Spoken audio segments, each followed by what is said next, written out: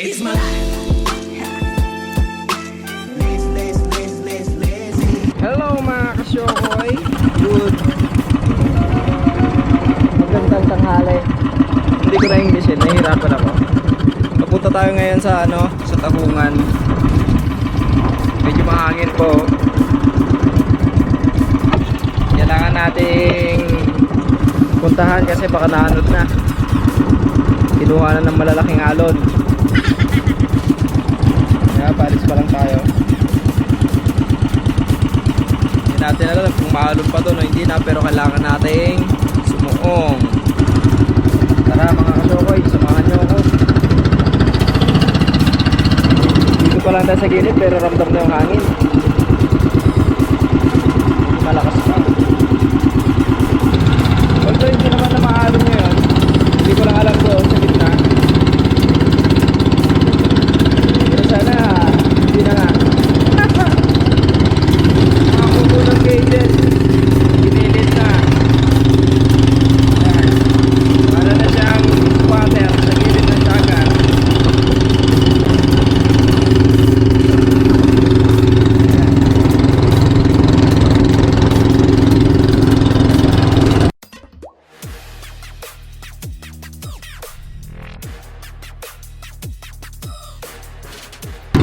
Medyo may alot-alot pa. Lakas pa rin ang hangin.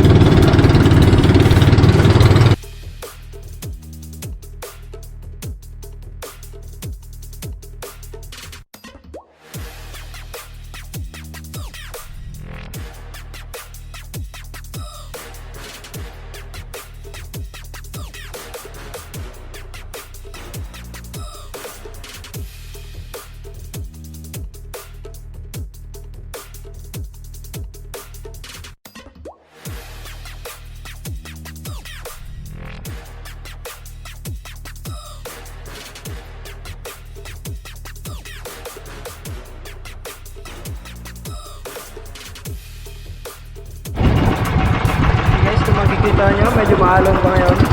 Mga kasyokoy, maalon pa.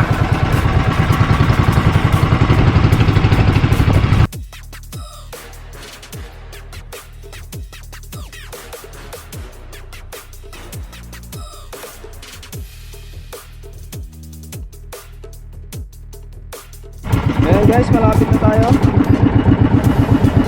Mga tahungan na dito. Nakikita nyo yung mga yan, mga kasyokoy. Tahungan lahat yan. Yan, nandun pa tayo sa bandang gitna. Medyo wala naman, medyo mahina na. Nagkahapon na malalaki. Dami. Tahungan lahat yan. Kabilaan. Lumahalo na dito.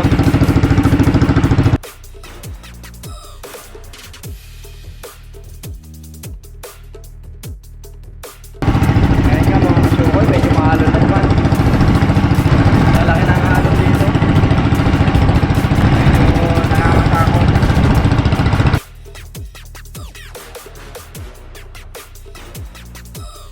Okay guys, nandito na tayo sa first destination natin. Tahungan pa rin to. Medyo mahangin lang pero hindi naman gano'ng maalon. Dito tayo. Tayo muna natin. Yan. Nakalutang pa nga sabit, wala pa muna kumapit. Ayan na guys, andito na tayo sa Tahungan.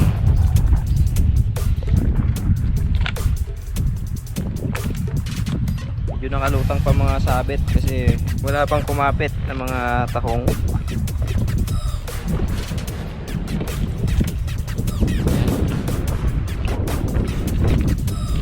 Although mayroon ng mga tahong, kaya lang may similya na ng tahong, kaya lang yung hindi nabibenta. Kulay itim na tahong, yung maliliit.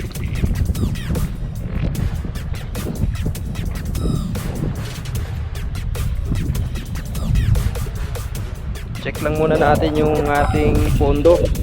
Baka may bumigay na yung bagyo. Ayan muna natin. O parang hindi naman bumigay. Okay naman. Kabilaan. Okay din naman sa kabila. Punta natin yung kabila. Bilang dulo.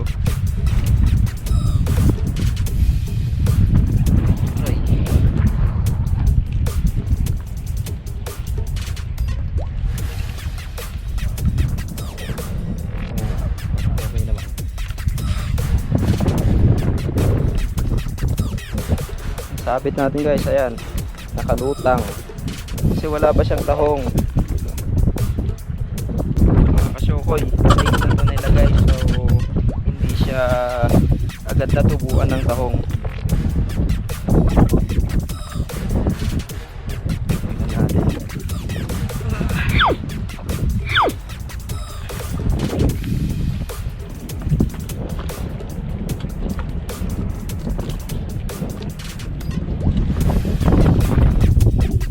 Atin tong nylon. Mga kasyokoy, ito yung ano, tahong na itim. Hindi ito nabibenta guys. Tinuturing naming peste dito.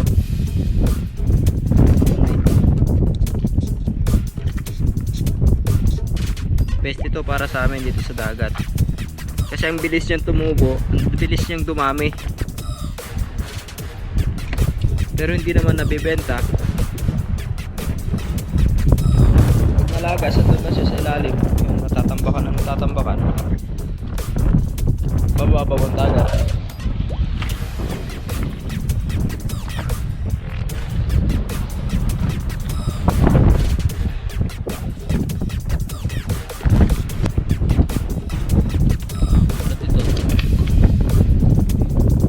Ang dami, puro itim.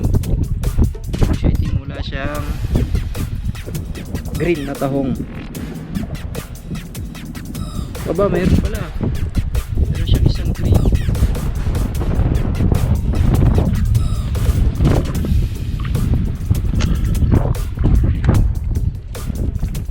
Ito, mga kasyokoy. Green ito. Ito ay nagkukulay blue. Isang piraso. Dalawa pa nga. Isa pang maliit. Yan. Green yan, paglaki yan. Yan yung nabebentang tahong. Ito na yung mabuti. Yan, iba yung tsura niya. Nagkukulay blue yung labi. Isang piraso. Sa dami nito, isang piraso lang yung green. Isang piraso. Parang palito pa lang kalaki. Sana lumaki ka.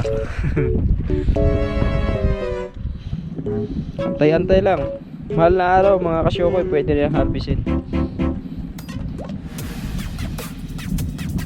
So ayan, tapos na tayo dito sa bagong tahungan. So pupunta naman tayo sa mga naunang tahungan. May mga tahong. So guys, nandito na. Punta na tayo sa kabilang tahungan. Doon may mga verde na, may mga green ng tahong. Pwedeng harvestin. Ang price nga pala ng tahong dito sa amin ngayon mga kasyokoy ay 1,300 per sack. Ganun kamahal. Kaya naman napakaganda mag-invest ng tahungan. Hindi nga lang matagal mag-antay bago ka maka-harvest.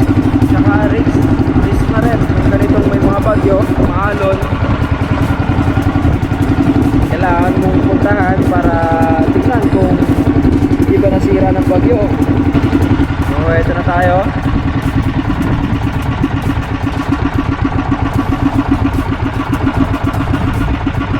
Okay guys, dito na tayo.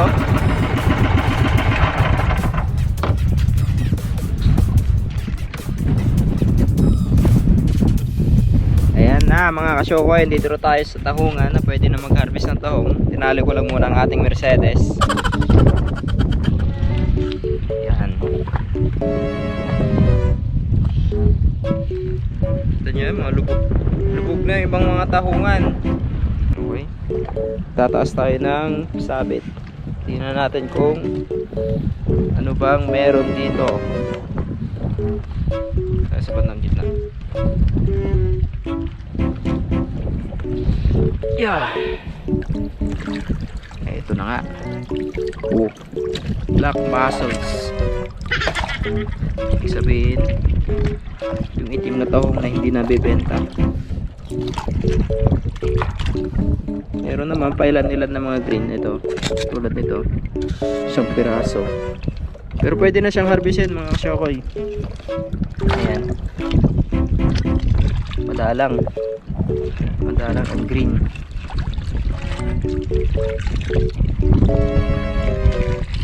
Ano ba ng iba?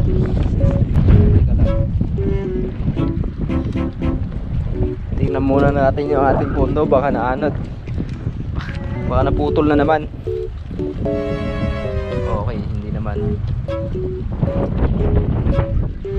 So magtataas ulit tayo ng sabit mga kasyokoy.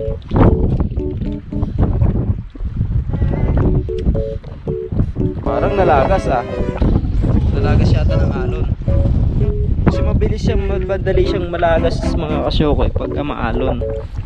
Ayun. Green green mussel, nakasiksik siya sa mga black mussels. Pwede niya siyang harvest. May mga bagong similyan na rin, oh.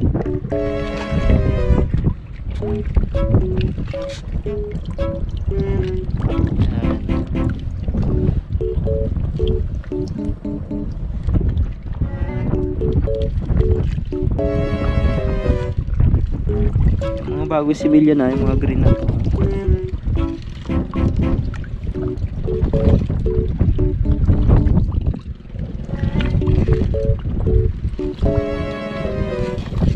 Haba.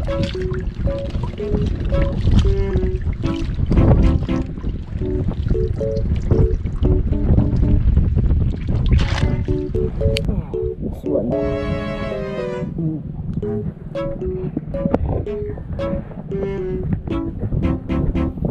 Wow, ang dami.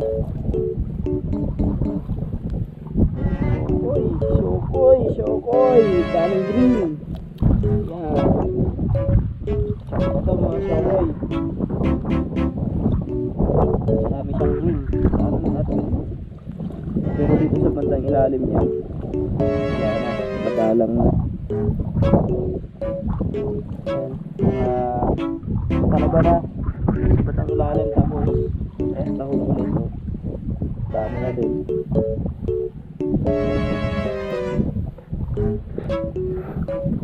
Okay, dami. Tatiming natin yan sa mas magandang presyo kasi ang price ng tahong dito mga kasyokoy umaabot pa ng 1,800 per sacks. Yan. Pero mas marami pa rin ang black na tahong.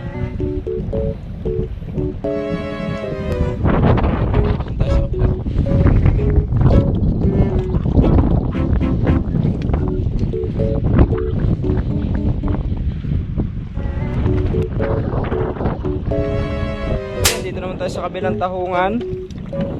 Teka, parang may problema dito mga kasyokoy. Check ko lang kung naputol yung isang pondo namin dito.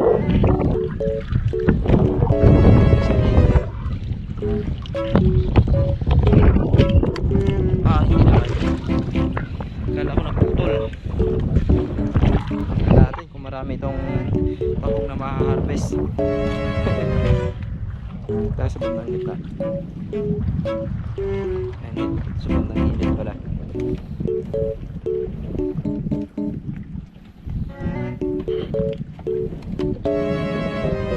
Ito. Let's see. Wow, super daming green. Ba't ganon? Iniwasan mo yung sa akin hubungan. At dito ko pumunta, super green.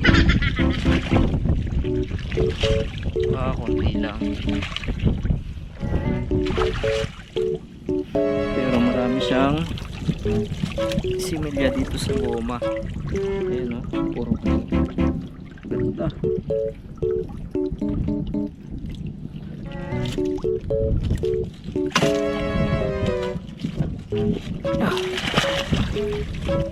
Nga pala guys, mga kasyokoy, kung gusto nyo magpagawa ng ganitong tahungan, floating tahungan, well, maghanda lang naman kayo ng mga 50,000. Kasya na yon para sa isang ganito kalaking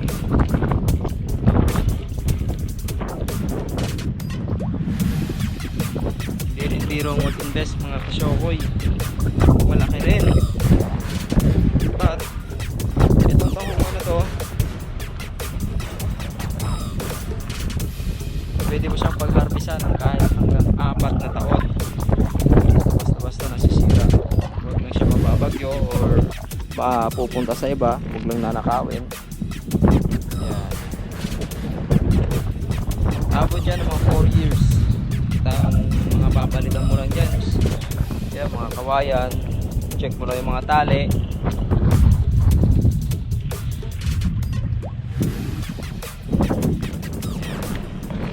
Lumubog na yan para sa mga kaibigan natin. Shout out kay Arnel. Yung tahungan mo lumubog na. Masyado na maraming kapit. Yan. Tsaka ko yung Ed. Shout out sa'yo. Tahungan mo, harvestin mo na.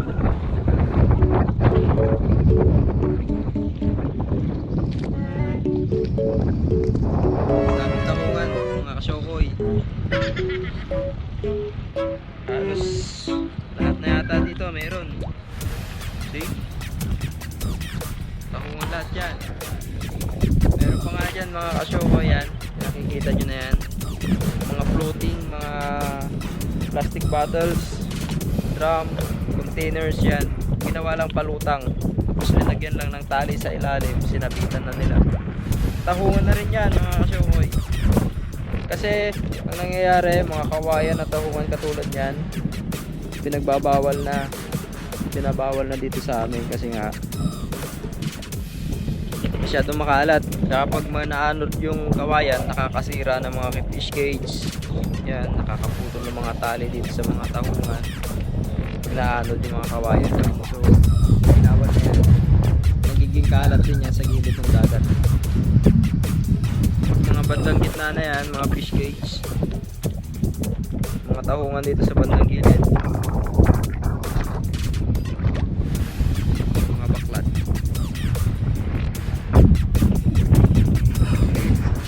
Check naman natin dito sa kabila. Gusto nyo kung okay pa. Na, mga kasyokoy, dito na tayo sa kabila. Ano tayo sa kanina? Dito naman tayo. Check lang natin yung mga pondo natin.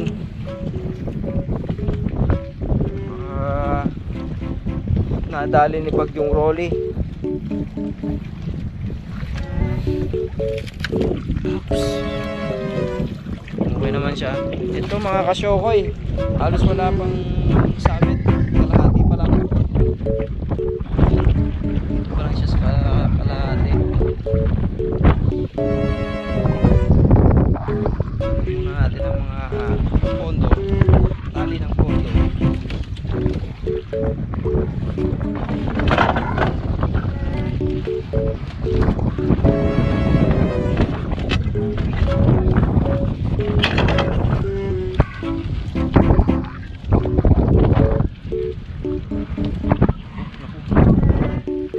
Bigay na yata.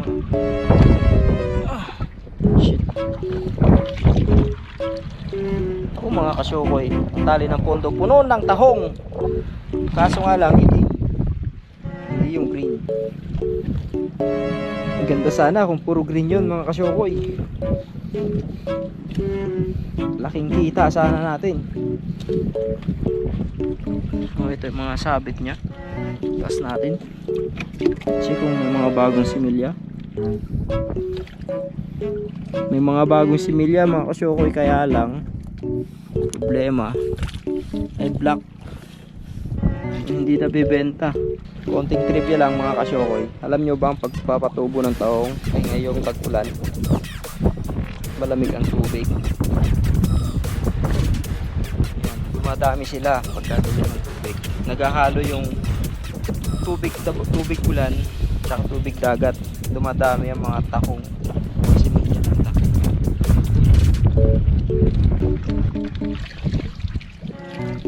Try natin dito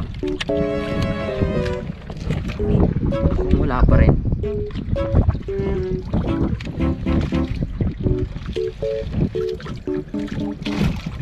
Wow, wala. Oh, meron na doon nakitang isa. Kasyokoy, isang piraso. Ayan. Green yan. Ayan. Yan yung nagkukulay na yan. Yan, similya ng tahog namin. Isang piraso.